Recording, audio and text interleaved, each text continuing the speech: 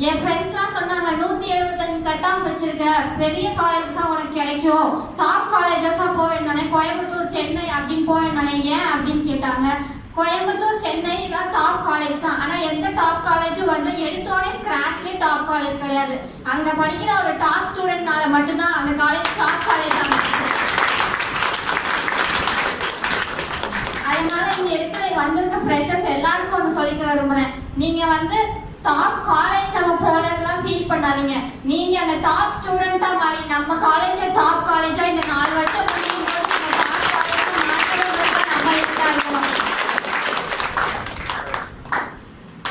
என் அப்பா இங்க வரல, அப்பாவுக்கு வேலைன்னு கொஞ்சம் வெளியில போயிட்டாங்க. நான் மட்டும்தான் வந்தேன்.